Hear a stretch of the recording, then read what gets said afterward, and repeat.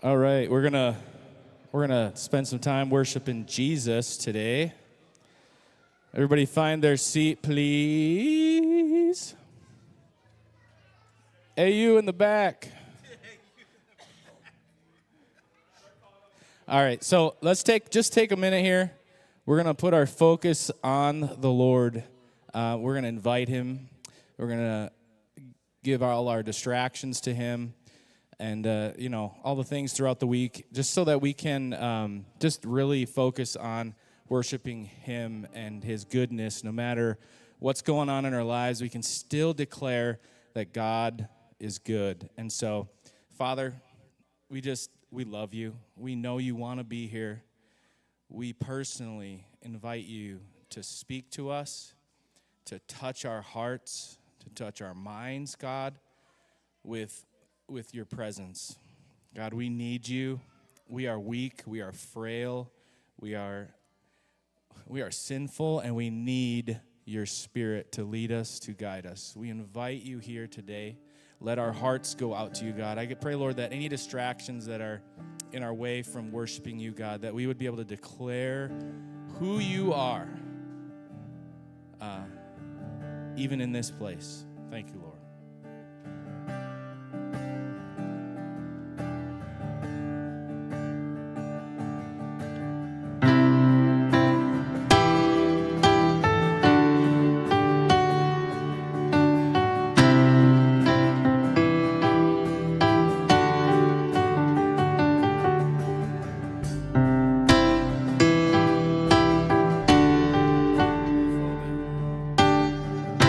Fall down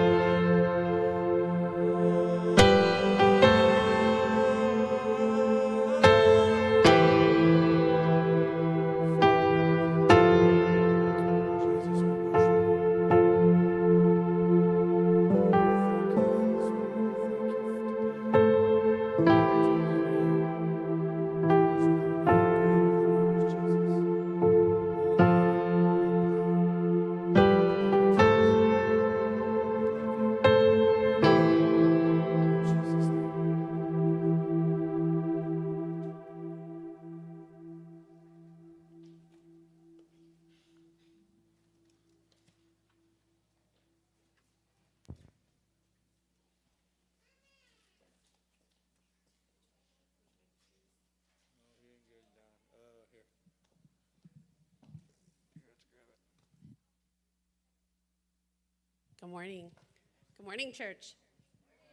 Good morning. Come on up, Catherine. My name is Crystal, and this is Catherine. We're here to talk about Operation Christmas Child this morning. How's everyone doing? Good. We're going to watch a video here in a second that Joy, I believe, is getting ready for us. But first, I just wanted to thank everyone for participating this year in Operation Christmas Child. We had about 39 boxes, I think, turned in so far today. So that's awesome. Woo! That is a good woo. We had about 20 last year, so it's nice to know that we did a little bit more this year, so that's great. Joy, I think, is getting it ready here. We're going to watch a video a little bit about Operation Christmas Child in the overview, and then I'm going to talk a little bit about some stats right after. So, Joy, if you want to play it. Perfect.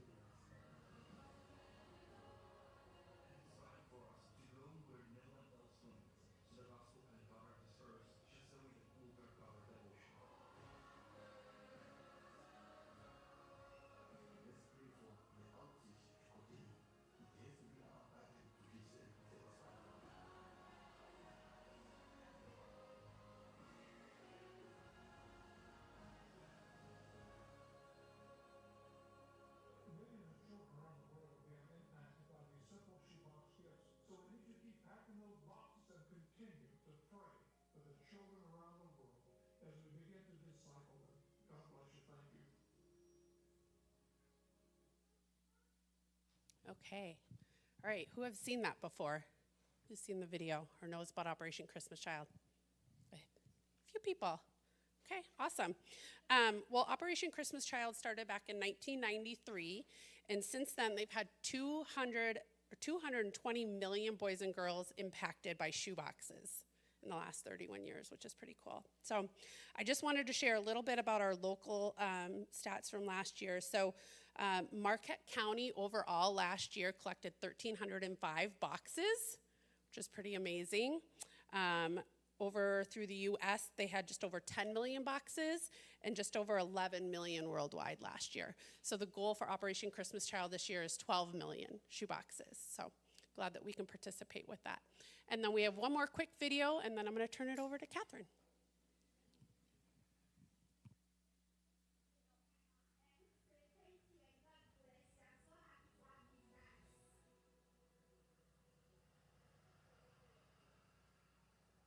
Today, we are blessed to have a tractor and it's fully loaded with gift boxes that we are going to send to these children. We are told cars cannot go there. It is a very rough terrain. Sometimes you have to use difficult routes. Sometimes you have to climb hills. And sometimes you have to cross dangerous rivers. It's quite risky and tiring, which makes it very difficult. But you know there are some children out there who need to hear the word of God. And we are motivated by that. So we are not worried. We are going.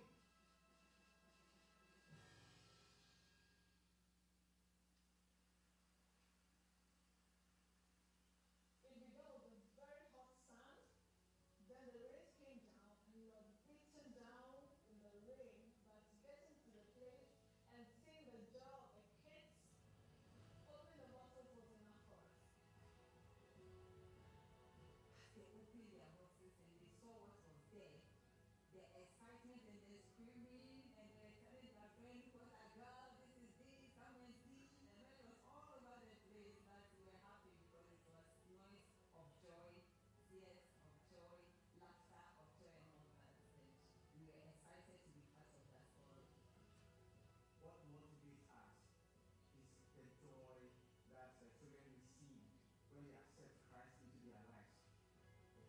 I've heard that Jesus Christ came to the world to die for us, and I'm ready to give myself to Jesus Christ as my Savior. This seed of the gospel that has been planted today is going to bear fruit, and we have many of them giving their lives to Christ, and we are excited about that. In Matthew chapter 28, Jesus Christ gives us an order to go to the world to reach out to all people.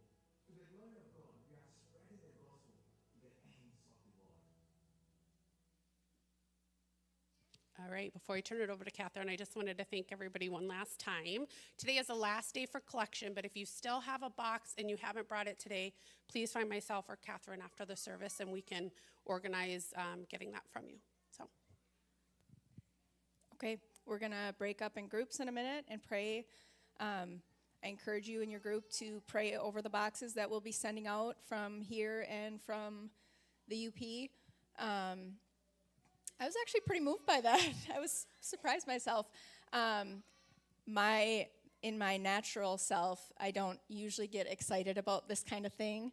But as I was praying about what to share, I just felt like, well, you can watch the video and see how lives are impacted. And those of you who have been on the mission field probably especially are softened to that because we've experienced that ourselves. But I just felt like, you know, sometimes it's when you're not feeling the feels, it's easy to just like turn and look away. Because we're all in different seasons and not everyone's, God isn't calling everyone to get a box and fill it up.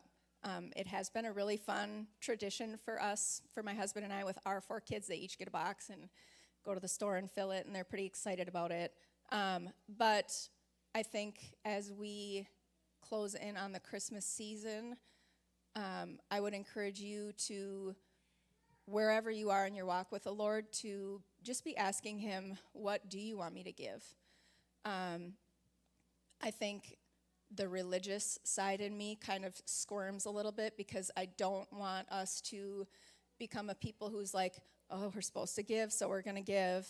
But I'm learning in my own walk with the Lord. I have had a religious spirit for many years, but there is this point too where we should be asking God, what are you wanting me to give?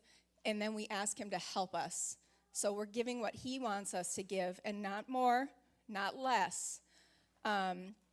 And then we're doing it empowered by him and not in our own strength, which is also something I've struggled with for a long time.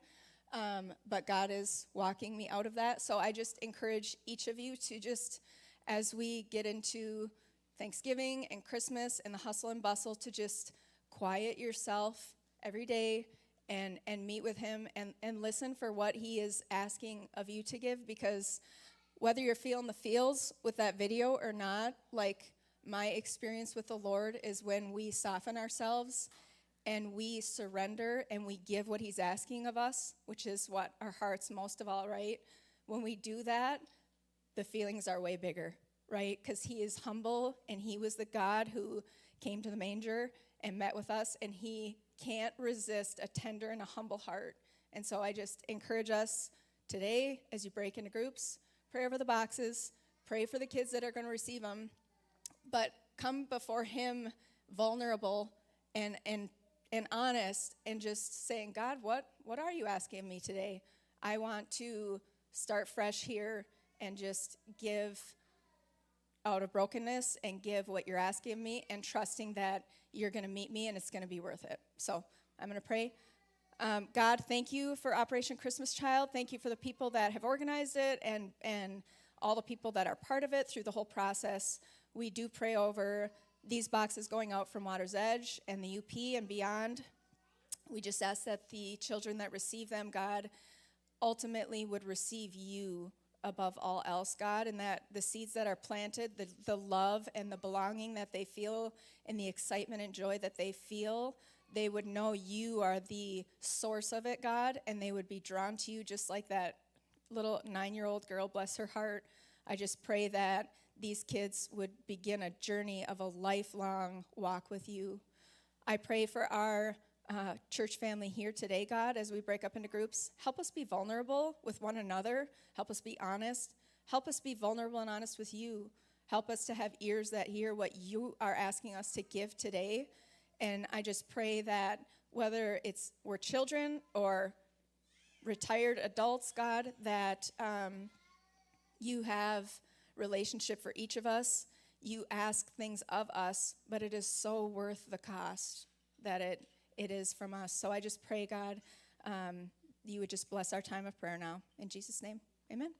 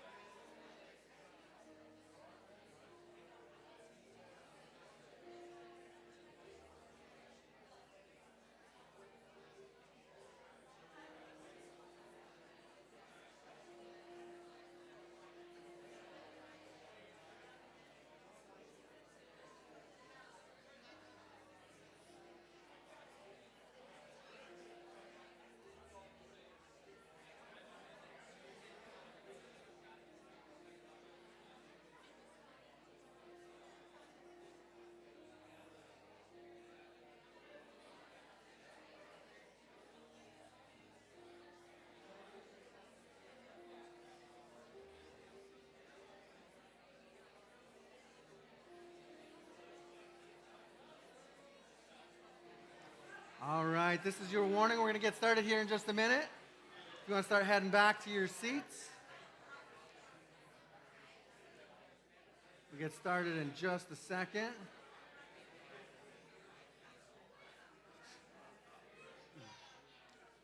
A lot of good chatter here today.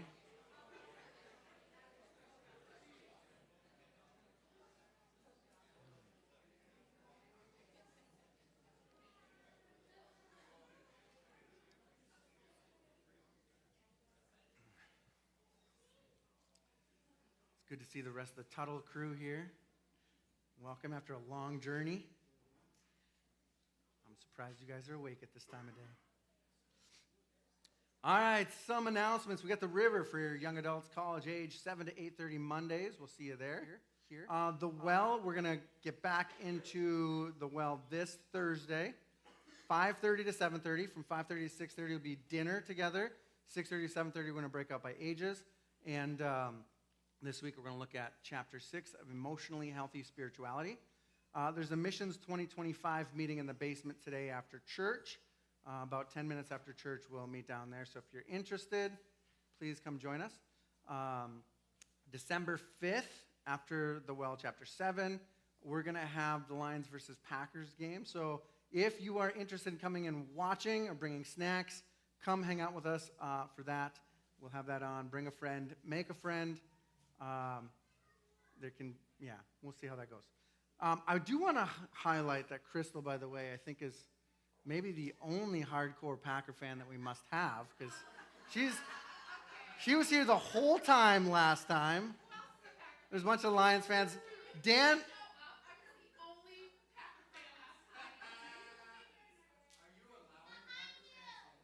Yeah, we'll finish by praying for them.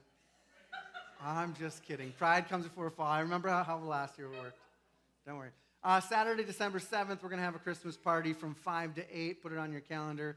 If you want to help with it, talk with Crystal at any time, and she'll get you going.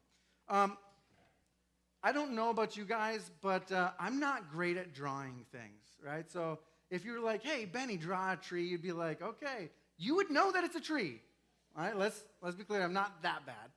But it would be very two-dimensional, right? Now, if we asked Dan, right, tattoo artist over here, very good one, hey, can you draw a tree? He would be able to give you like a 3D, pretty incredible tree probably, right? And my guess is he is a good enough artist that he could do it freehand. But when he does tattoos, my guess, Dan, is you don't just sit there and be like, oh, you want that? Let's freehand it. He takes some time and he draws layer after layer after layer. Yes or no? Yeah? I'm glad it's a yes-ish. We're going to take the kind of as a yes, okay? There's different layers, right, to seeing things with depth. Does that make sense?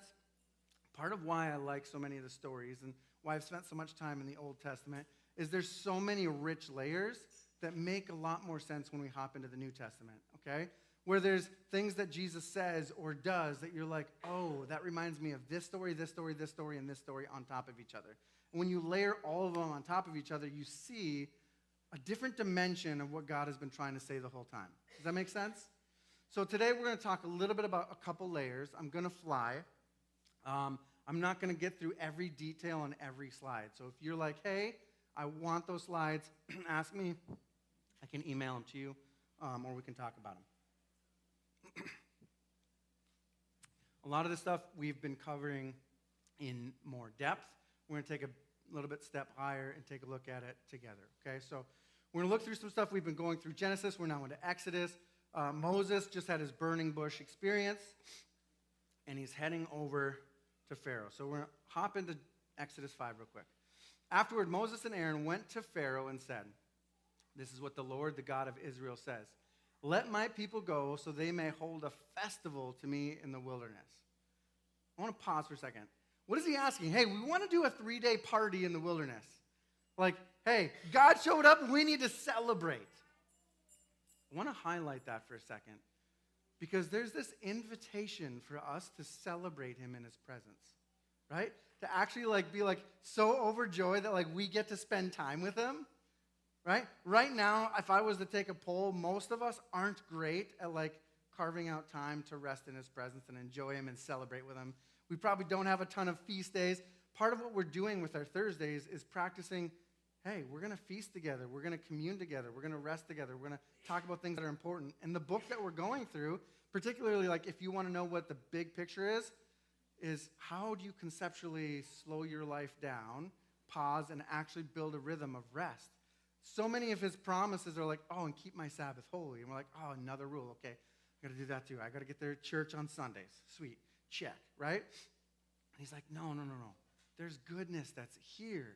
But so many times we get stuck at like the rules and the obedience side and all of this stuff. And he's like, hey, no, we want to go and we want to party with God. We want to hang out. We're going to have a festival. And Pharaoh's like, who is this God?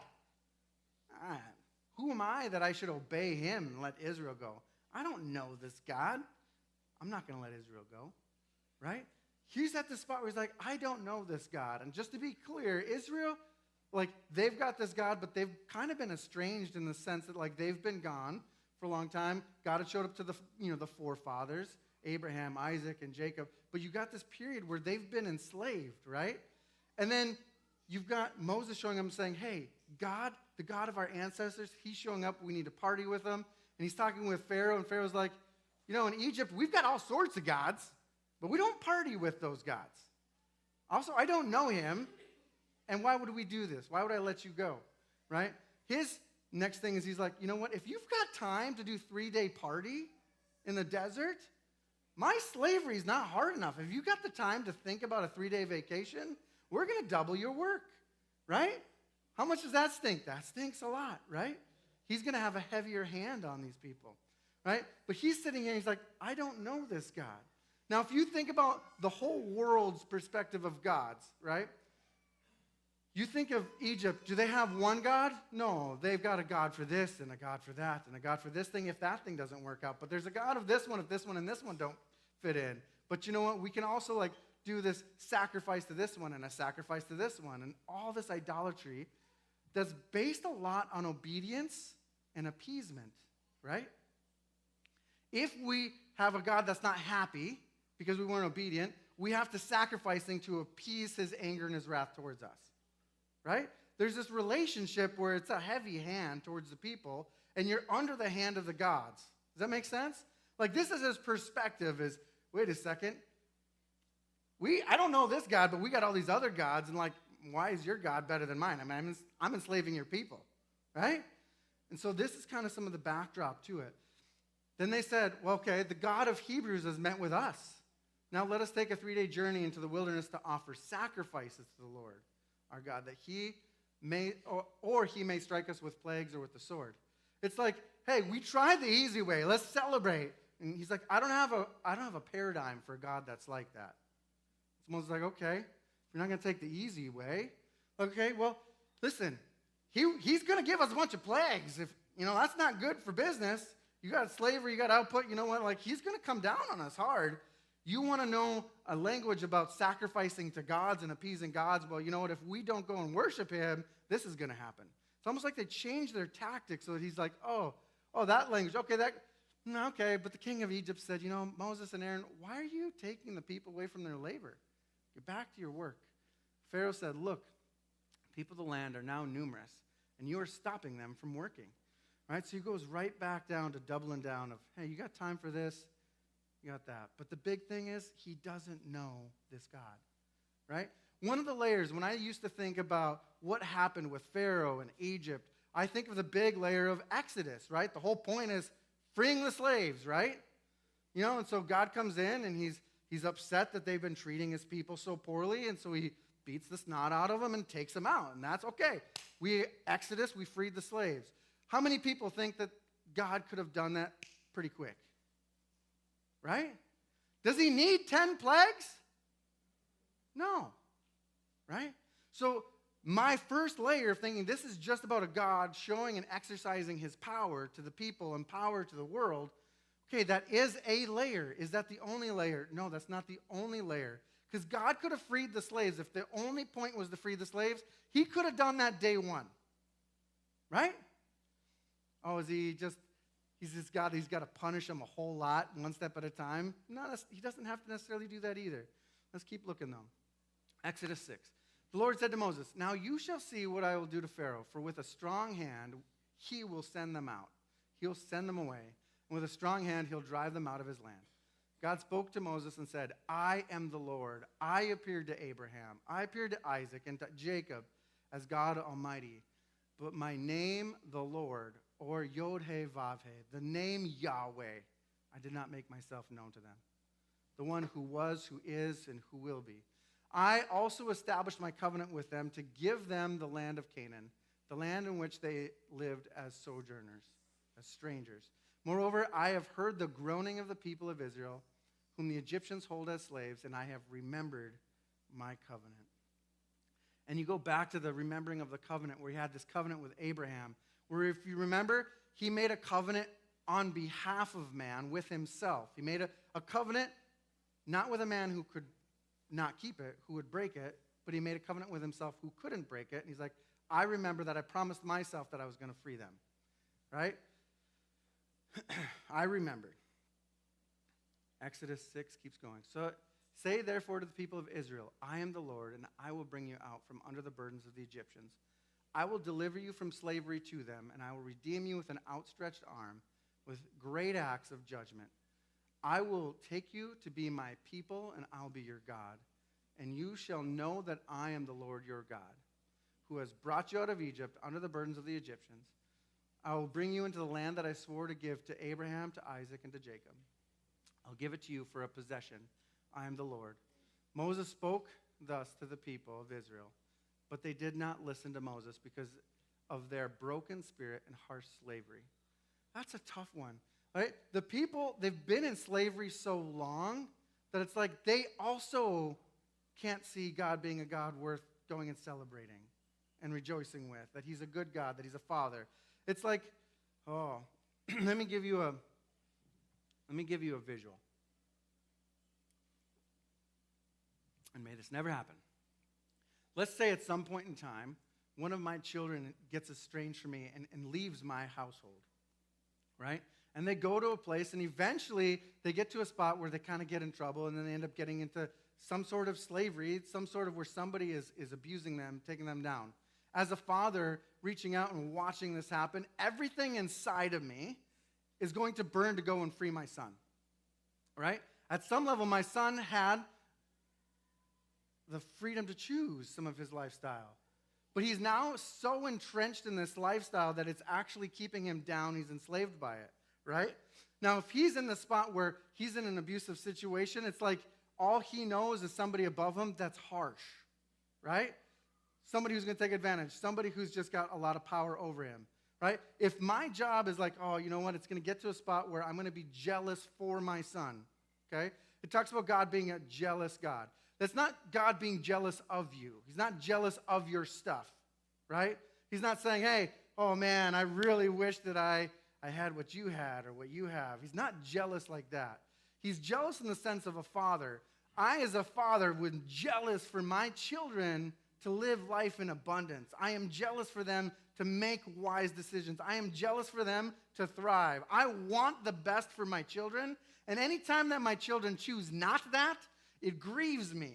But that grief, I have to let them make some of their choices. But at some point in time, that jealousy on behalf of my children grows to a place where I'm moved into action because I see their tears, I hear their cries, I see the situation they're in, and I'm like, I'm going to step in. And if my kid is in a spot, right, where he is subjected long enough, at some point in time, the father in me is coming out, and good luck to that guy or whoever's holding him down. Does that make sense? Now, I, as a human, am probably not going to have a whole lot of restraint when that day comes. You guys with me with that? You guys understand what I'm saying? And not only that, I'm calling my dad and my brothers and some of you all, and we're going to go. Does that make sense? I'm looking for justice, and I would have it. And I would die trying for my child. Does that make sense? You've got this situation where God has heard their cries. He has seen the slavery that they've been in. They walked down to Egypt. They chose, after deceiving each other, to go all the way down there. They got to a spot when they went from abundance into slavery, and now they're enslaved by a people that are really harsh, that don't know him, right? And it would be easy for God to come in there and just say, you know what, this is done. I've got the power. You're out of here. You're gone. Egypt, I'm dealing with you. I'm taking my son back. But part of the problem is, if I is coming in as more power than the one that held him down, if I've got an estranged son at some point, he might just see me as a more powerful slave owner. Right? If his only relationship with me is power, then we're still missing it. I can free him from somebody else, and there's still not the connection that he wants, that God wants. Okay? I want you to view what's going on in this whole scenario through some of that lens, okay? So, hey, I'm going to come get you, right? And the people, they didn't listen to Moses because their spirit was broken, right? They were struggling under the depression. They were struggling under the slavery. There was too much bondage that they couldn't see God for who he was and what he was going to do. All right, Exodus 6 pauses. It gives you the 4 generations, which goes back to the promise before. It'll be 4 generations. Lord said to Moses, see, I have made you like God to Pharaoh, and your brother Aaron shall be your prophet. You shall speak all that I command to you, and your brother Aaron shall tell Pharaoh to let the people of Israel go out of this land. But I will harden Pharaoh's heart, and though I multiply my signs and wonders in the land of Egypt, Pharaoh will not listen to you. Then I will lay my hand on Egypt and bring my hosts, my people, the children of Israel, out of the land of Egypt by great acts of judgment. The Egyptians shall know that I am the Lord when I stretch out my hand against Egypt and bring out the people of Israel from among them. This is wild to me. So first of all, I want to just look at the hardening. We got into a lot of depth one other Sunday. I'm going to just touch on it a little bit today. So hardening of heart. I don't know about you, but like I struggled with this for a long time when I was a kid. It's like, man, Pharaoh, are you kidding me? Like he kind of got a short end of the stick. Like God hardened his heart over and over again just so that he could eventually take out the firstborn of all of Egypt. That doesn't sound like a God who loves the whole earth and like wants to like restore and like that seems kind of like a tough break that he just kept having his heart hardened over and over again, right? I acknowledge God's ways are higher than mine. His thoughts are higher than mine. He can make people for noble and ignoble purposes, right? I acknowledge and I give that all to him. But in the things that I struggle and I wrestle with, I start digging more. And when I started digging, I realized that not every verse that gets translated into English as hardening was the same word in Hebrew, right? And we looked at that one Sunday. I'm going to bring it up here. One of them means stubbornness, and the other one is like courage, okay? There's a resiliency to them. And there's a whole lot of overlap with stubbornness and courage, right? There's a resilience. In the UP would call it sisu, right? And you can be stubborn for good things or you can be stubborn for bad things. Does that make sense? And so at some level, there's like a positive and a negative to them that didn't make sense to me before, but in both of them, they get translated as hardened into English when you translate it through the languages, okay? Now, I want to highlight some stuff as we go through some more of this. 7, when the Lord said to Moses and Aaron, when Pharaoh says to you, prove yourselves by working a miracle, you should go to Aaron, take your staff, throw it on the ground, comes a serpent. So they do that. They throw the staff. All the magicians, they throw their staffs, right? That staff eats the other ones. You have the water into blood. You got all these things that are going on, and each one, it's like they're matching some of this magician stuff that's going on, right? Aaron's staff was hardened, or was swallowed up by their staff. Still, Pharaoh's heart was hardened and would not listen to him as the Lord had said. Okay? Then you got plague number 1, water to blood. At the very bottom, you've got some of the Egyptian gods that would be related to this stuff, right? And so they do that. They turn the water into blood. You can look at all the details later on that one. The second one is frogs, all right? Why frogs? Well, Hecht was an Egyptian goddess with the head of a frog, right? And so like one by one, it's like from the base layers all the way up into the skies. It's like, hey, you think you've got these gods? I also can do that, right? The Egyptian gods was like, hey, I've got this niche, you've got this niche, I've got this area, you've got that thing. God's like, actually, not only can I do all of the things that your gods can do, but like, I was the one who created all these things, right? They replicated all this stuff, right? Okay, sweet. Part of this then is this fascinating thing of Pharaoh to Moses, pray to the Lord to take the frogs away from me and my people, and I'll let you go. Moses says, when? He says, tomorrow. Fascinating thing, because at this point, Pharaoh still doesn't know God. He's still trying to evaluate, who is this God, right? When? Okay, I see that you've got power. My magicians also can do this, but do you have precision? Can your God do it when he says he's going to do it, right? And so you start adding this layer of power and precision into the equation. Then you've got the third one, the gnat's lice thing, right? Aaron stretches out his hand. This is the wild one for me, right? Like sticks into snakes, that seems pretty crazy, right?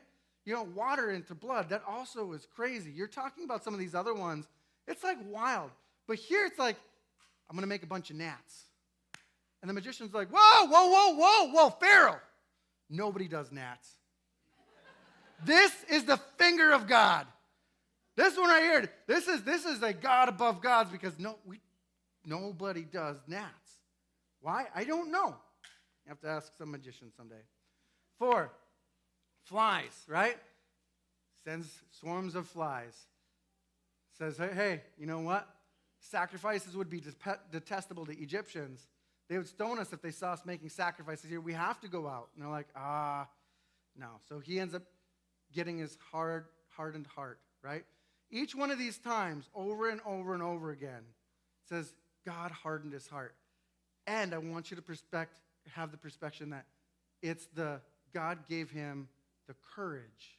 God gave him the strength, right? Which is a wild thing. Next one is livestock, right? And so you have, okay, we can do power, precision, also placement, right? Not only will all of yours die, all of ours are going to be fine, right? And that happens. And then there's boils, and you got the other ones down there, right? And then you've got hail, right? So all of these ones, it's like one after another, God is giving him a hardened heart. And I want to give you a perspective again, right? If I had found the guy that took my son, right, going back to that analogy, and I know that I've got the power to take him down, it's over, right? I'm taking him down right now, right? Like it's going to be a reactive thing. Does that make sense? It would be the wildest thing for me if I'm like, you know what? I've got the power to take you out, but hey, here's another weapon. Hey, stand, you know what? You look a little tired. Let me give you some more strength. Does that make sense? Why would I take somebody there and keep giving them the strength to fight me back? All right? Part of it is we have to recognize that from a human standpoint, we think that this might be a power struggle between God and Pharaoh, going back and forth, toe to toe. I need you to recognize that God has all the power in this scenario. Pharaoh doesn't hold a lick to him. God is not at any point in here thinking, I might not win this one, right? And he so badly knows that he's going to win because he's got all the power that he's like, hey, I'm going to give you what you need to stand up to me again. Why? Everything that they knew was a power, a God. You're going to appease that. Like you have to appease God. You have to like keep them down. They're in power. You're in obedience. They're in power. You're in obedience. You have to appease the God. They're in power. You're in obedience. You have to appease the God. If you don't, you're going to get taken out. Does that make sense? This is the only paradigm that Pharaoh has over and over again. And God didn't want him to relent just because he didn't have the strength to relent to God. Does that make sense? I'm going to keep saying it a couple different ways. God didn't want it to be about a power struggle. Pharaoh might have thought it was a power struggle. We might think it's about a power struggle. You know what? It's the same thing with God and Satan. Sometimes we think that there's this like eternal battle that's going on of two equal forces. They have never been equal forces. One was always going to win. One had all of the power, one did not. The other one is like a roaring lion, which means similarly is not a roaring lion. There is one lion, the Lion of Judah. There's one lion in the fight. The other one's only power is to tell you it's a lion. Does that make sense? Satan didn't have any power over God. Pharaoh had no power over God. It's not a power struggle. This whole thing is not about power. If it was about power, you'd say, nations, watch what I'm going to do to the strongest nation in the world in a second. And they would be terrified. They'd be in fear. They'd say, there's a more powerful God than all of the Egyptian gods combined. If it was about power, God would have made Adam first and said, you want to see what I can do? Watch me. I'm going to make the animals. I'm going to make the dry land. I'm going to make the seas. I'm going to do all this. You're going to watch what kind of power I have first. Instead, he exercised his power just by speaking. And when he was done creating, he's like, you know what? Now I'm going to make man in my own image so that their first account of me is my presence. Presence was way above power. He needed Pharaoh to understand, hey, you know what? Not only am I a God of all this power, but my presence, who I am, is way more important than what I can do. But I can do it all. So I'm going to show you one step at a time. And he revealed them to the place where these magicians started saying, no, this has to be God. This has to be like the creator of the gods. Like this one is the big kahuna, right? We don't do gnats, but also stop it. Like I'm getting boils. I can't, like, can you relent and send these people, right? And Moses is gaining in fame. And even among the Egyptians where they're like, man, follow this dude because our Pharaoh is not doing right, right? With the 7, it changes, right?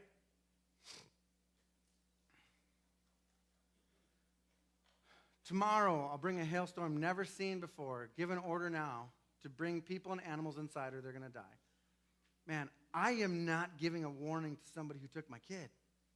Hey, you know what? Bad things are going to happen if you don't do X, Y, and Z. You know? There's no part of me that has any restraint that's going to give them a heads up. Some of Pharaoh's listened, and they did it. Some didn't. Moses stretched his staff to the sky, and all Israelites in Goshen were unaffected. This time I have sinned. Right? So Pharaoh finally gets to the place where he recognizes who the Lord is, which God said, hey, Moses, I'm going to reveal myself to him. If you want a person that like actually had more than probably any of us chances to see God work in his power and his intimacy and dreams and visions and all of these like signs and wonders and miracles, he had plenty of opportunities to get to the place where he realized who God was and then soften his heart, right? Catherine was talking about softening our hearts. Man, that's the theme of it. Like, can we get to a place where when you recognize who he is, will you choose to soften your heart to him, right? It's the parable of the sower. It's not about us being the sower, sowing the seed. The parable is about, hey, can we actually soften our own hearts and let him plant a seed in us, right? When you recognize who he is, whatever the plagues are, right? Can you soften your heart? Here's when it shifts. And here's when he acknowledges, this time I have sinned. The Lord is right. Yahweh is right. And I and my people are wrong. He was aware enough to say, you know what? We sinned against God.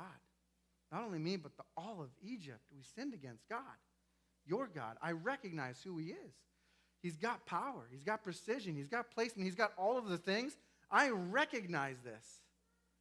And then Pharaoh and some of his officials choose to harden their heart. And this is the second hardened one. They say, you know what? I know who he is, but I'm going to be stubborn and resilient against him. And this is where everything shifts, is on the 7th plague. From then on, each time, he keeps choosing to harden his heart towards God. Instead of softening it, he keeps hardening it. That make sense? Okay, 8, you have locusts. And then 9, you've got darkness. Right? And here, last 3 days, darkness there, but the Israelites had light where they lived. And then Pharaoh then says, go worship the Lord, even your women, your children, they can go with you. Only leave your flocks and your herds behind. And they're like, well, actually, you know, for sacrifices, we're going to need a bunch of those animals. We actually might need some of yours, so we're not going to do that. And he says, all right, get out of here. The next time I see you, you're going to die. All right? And that, going all the way up, you get to Ra, their sun god. It was one of the most worshipped ones, right? And then you've got 10. You got one last plague, and then Pharaoh's going to let you go. Have everyone ask their neighbor for silver and for gold. The Lord made the Egyptians favorably disposed towards the people, right? Moses himself was highly regarded in Egypt by Pharaoh's officials, right? About midnight, he's going to go through. And this is the whole Passover situation, which is fascinating because between plague 9 and plague 10, when you're reading in Exodus, you get to a spot where it's like, oh, okay, now we're going to have this Passover dinner. So let's talk about all of the Passover dinner for all time to come, right? It's like you hit this climax right before the 10th plague, before they get out of Egypt, and he's like, what I really want you to do is there's a really important way that you make your food, right? And you're like, why in the world would they take so much time to figure out this Passover dinner, right? Like, let's put some blood on the door, let's get on with it, let's get out of Dodge, right? And it's fascinating for me. But let's look at some of the Passover instructions, right? Okay, God reveals he has power like no God. Okay, we talked about that. Last plague has a different word in Hebrew than the other plagues. All right, climax. Okay, keep going. All right, so they're supposed to change their calendar, and he talks about the days and the months, and spring 4 times, which is the time of like the new everything, right? Get a lamb for each family, or if you can't eat the whole lamb, you can count the souls and cover your neighbor, right? And the lamb in Hebrew can be translated as either lamb or goat. It's a lamb, but it's fascinating that it's a goat because we've had all these goat and coat stories, and here you have a goat and the blood that gets covered over the door, and when the angel comes and sees that there's a covering of blood over the door, it passes over them, right? It's not evaluating the sin or not the sin of the people inside the house. It's seeing the blood that's on the door, right? Which is, oh man, so thankful because God looks at Jesus' blood over our lives, right? It's the same way. Make sure you have 1 year-old male without defect, right? And then you slaughter them at twilight in the blood, and you paint the whole door, and you eat the meal roasted with bitter herbs, bread without yeast. And you're like, why the bitter and why the yeast? And all right, don't eat it raw in Arabic, or don't eat it with please in Hebrew, which doesn't make any sense until you dig further. Or boiled in water. Can't be any water in the pan. Roast it in a fire with the head, the legs, internal organs, head over heels, right? It's kind of the fetal position. Don't leave any left over in the morning. If there's any left, burn it. Have no trace of it. Eat it with your cloak tucked in your belt, sandals on your feet, staff in your hand. Eat it in haste. It's the Lord's Passover, which is a new concept at this point, all right? And he keeps giving us more instructions, all right? And then he gives you more. You can look at these another day if you want, all right? And then all the celebration days. Some more stuff over here. Go and pull and choose an animal to slaughter for Passover lamb. Take a bunch of hyssop, dip it in the blood, the basin. Put the blood on the doorpost, top, threshold. Wait inside. Don't go out of your house until morning. All right? All of this stuff sounds like a birth situation. If you need me to give you some more information on that, I can another day. Right? But it keeps going on, and it's like all of these things that are also like if somebody is unclean, you go through a same kind of ritual process of all of this stuff. And all of these things are here because it's revealing the layers of the past, but also projecting layers into the future. It's telling you all of these things that Joseph did, right? Right? We talked about some of these before. God made promises to Abraham, right? And you have Abraham, Isaac, Jacob, and then Joseph. Jacob deceives the father, ends up 20 years in slavery. The 10 brothers deceive Jacob, leads in 21 to 10 times 10, 210 years of slavery, right? Then you got Joseph speaking evil word, his father giving a special robe, right? The coat and the covering in goat's blood, the slaughtered goat. You got Joseph gets thrown into a pit in the desert, so there's no water. That's why there's no water in the pot in the Passover, is it's a remembrance. It's telling the Joseph story again, right? He's baking it in the heat, wailing to his brothers with bitter tears, right? Oh, that's why you have the bitter herbs. Probably in the fetal position. You keep going. 10, brothers were separated from the cries of Joseph so they could eat their meal in silence, right? There's bread in all of the stories. Pulled up, taken out of the pit. And you pull and you take a lamb. And someone paid the price for his life. God redeeming, paying a price, right? Then you got Joseph, who was alive to others but appeared to be dead. The alive, dead, alive. Oh, we looked at some alive, dead, live stuff last couple weeks. You have the word recognize over and over again. And in there, it's tied to the word please in Hebrew as ra here. So don't eat it with please, right? So all of these things, it keeps going on, right? Joseph was gone. The food has to be gone in the morning. So they keep running into all these things over and over and over again. It's like this is telling a story, and the story is going to get built on. And then the laws and the traditions get built on, okay? And they keep adding these layers to see a 3D puzzle. But I need you guys to understand, okay? I'm going to just close this for a second. I need you to understand that we as a church, God is jealous for us, okay? America, God is jealous for us. The earth, he's jealous for us to understand that it's not just about a God who needs appeasement and our main goal in life is just to be obedient. If you got that far, that's where Egypt was. Okay? The last step is not freedom. The first step is freedom. Okay? I need you to hear this. You were not freed from your sin just to be freed from your sin. The Egyptians weren't freed from Egypt just so that they'd be out of Egypt. Right? I wouldn't free my son from that situation just so he's free from that situation. My heart, my goal is that my son comes back into the family. Right? We don't, as a church, do missions because we're just trying to be obedient, to just give the gospel. It's our Father's business. That's what my dad does. My dad loves people that are hurting. My dad loves people that they're crying out, and he hears their cry, and he sees them where they're at. And he says, who can I send? I'll send my son because my son cares about my name. My son will go on my behalf. We get to be him with skin on. Just like Jesus was God the Father with skin on. Firstborn of many sons. He's saying, I want to adopt you. I don't want you just to get to a place of obedience. I don't want you just to get to a place where you understand that I actually have all the power in the world. Right? You guys get what I'm saying? If you are just in a spot where you just have a life where, hey, you know what, I'm trying to be obedient and check the boxes and do the thing, and like that's it for my relationship with God, we are missing out. Jesus said he came to give life and life abundant, right? I would say that my life, I don't have enough rest in my life. My life, I don't have enough of the rhythms of like going and resting and being in his presence. My life as a pastor, I'm still telling you, there is more for me to enjoy his presence. It grieves me when I think about the lack sometimes of me celebrating with God's presence.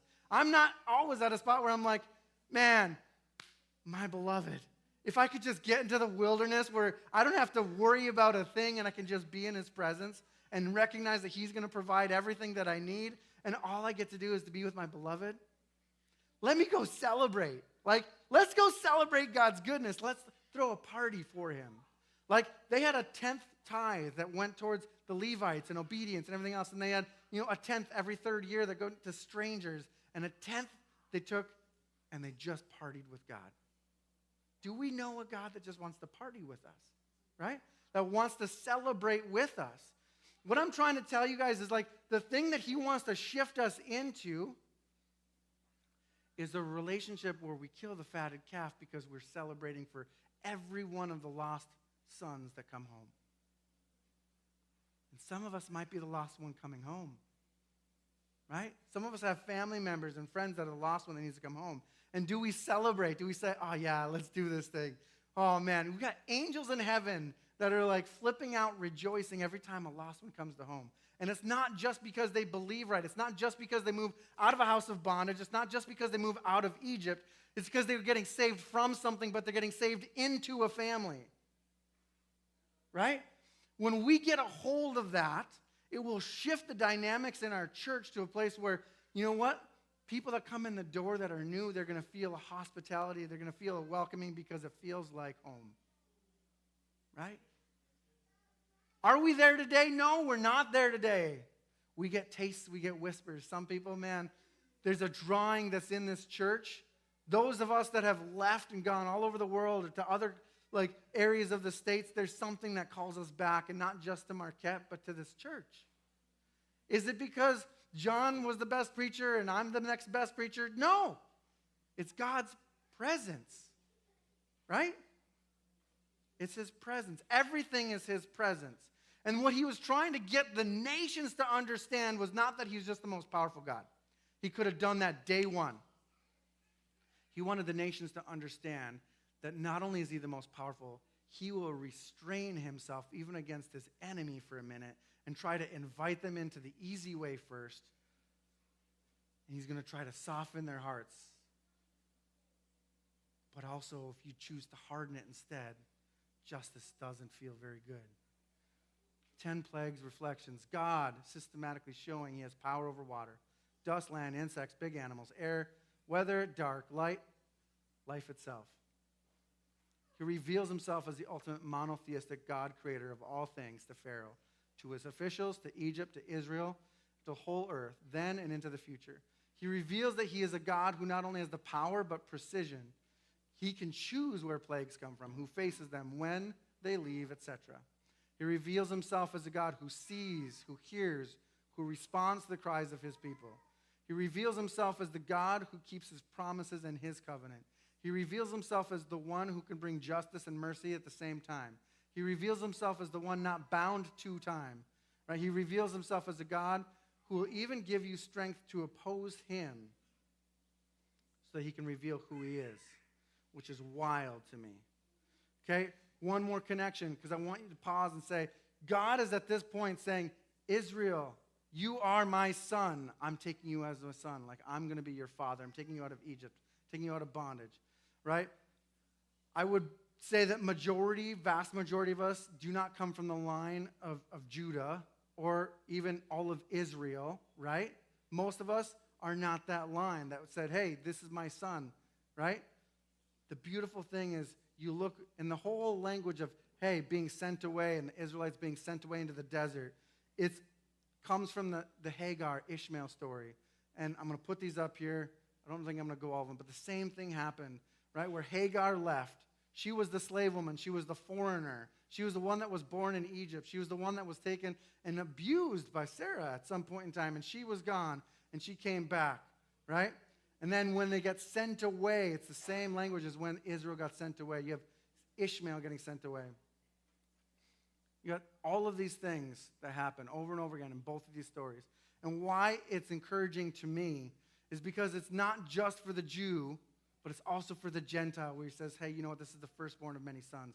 I am coming after both of you. I'm coming after all of you. You're all invited into the family, right? Becomes a matter of faith, not about descendancy. Here's some reflections, and we'll have the worship team come back up. Do you know God as a God who needs to be appeased, or you'll be punished? Or do you know him who wants to celebrate? God doesn't need you to walk the hard path to learn. He often will invite you to know him the easy way first. He has power and precision, but he wants you to know his presence. He doesn't want you to be beaten into submission. He wants you to choose to submit to him when you know who he is. For will you choose to walk by faith today?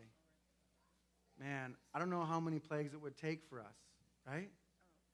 At what point the things that we idolize, the things that we worship, man, whether it's our country, whether it's our politics, whether it's our finances, whether it's our house, our job, what are the things that we put our identity in that he would have to strip us of before we recognize that he was the one who gave us it all in the first place?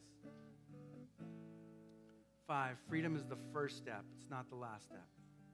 He desires for you to accept the invite into his family. Heavenly Father, I thank you that you are good. I thank you that you are faithful. Man, we desperately need to know your presence. I desperately need to know your presence.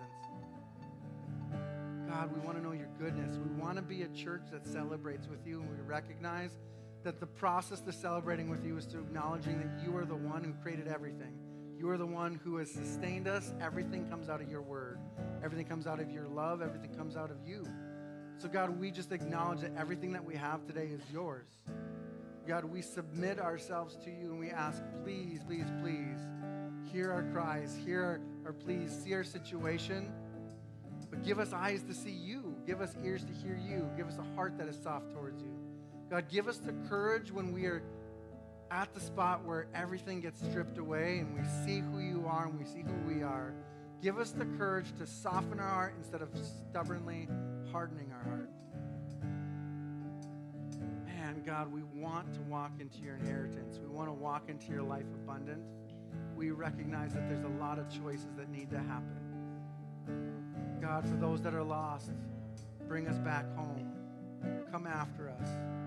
God, whether in this church or in our families or our friends or at our work, man, may it not be an obedience thing. May it not just be about us knowing the right words.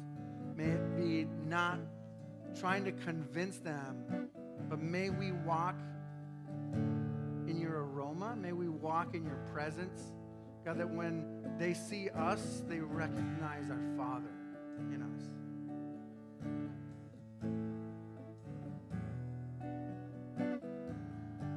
God, help us make your name known. Help us honor your name. Help us glorify you. Help us to know your sweet presence. God, my desire is that we have this hunger to just be in love with you and enamored by you.